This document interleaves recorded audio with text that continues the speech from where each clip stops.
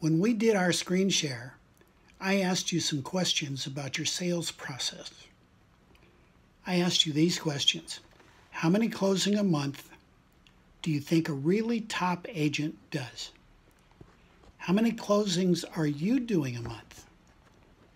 Now, do you want to reach a higher level, or are you satisfied where you are today?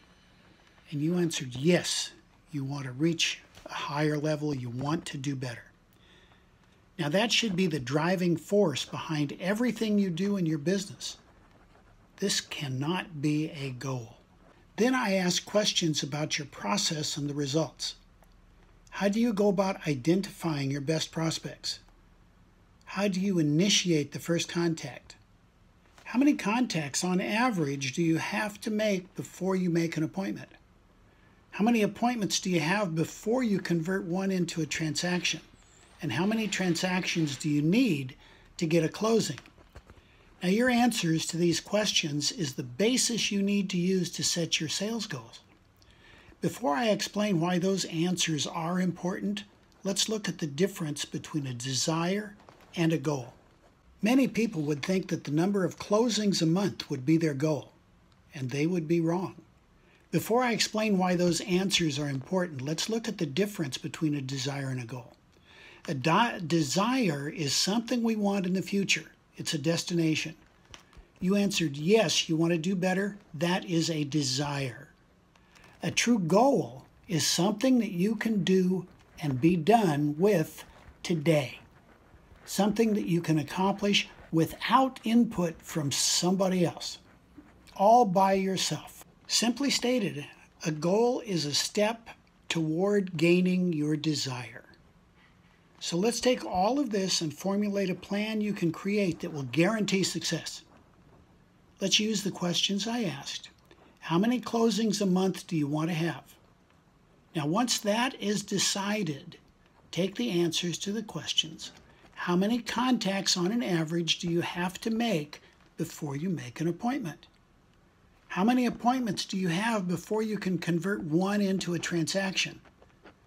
And how many transactions do you need to get a closing? These numbers will tell you exactly what your daily goal should be. Contacts to appointments, appointments to transactions, transactions to closings. These numbers have to be personal to you and your abilities. But for this example, just to show you how the process works, I've used numbers that do not represent any individual. So let's say you need to make 25 contacts in order to get an appointment, and you need 10 appointments to get a transaction, and you need 2 transactions to get a closing. Now, keeping in mind that a true goal is something that can be done today and it's something that can be accomplished without any input from somebody else. Now, let's assume you want 4 closings a month and then work backwards. 4 closings a month equals 8 transactions. 8 transactions equal 80 appointments per month.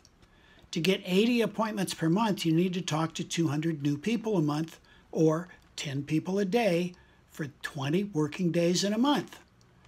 So the plan to reach your desire of 4 closings a month is simply to talk to 10 new people a day, 20 days a month, which is your daily goal. Now, this is a goal that you control from start to finish daily. And no one has anything to say about the outcome of the goal except you. In setting any goal, it is vitally important that you're successful every day. As a human, it takes very little to discourage us. You want to set up your goals so you can absolutely reach your goal every day. If you don't know your personal ratios, use mine. But starting today, keep your own records of the number of people you talk to, how many give you an appointment, how many transactions, and how many closings. After a while, you will know the exact true value of each new person you talk to. So now you have your goals set. Let's do the rest of the lessons so finding those people to talk to becomes even easier because they're going to be calling you.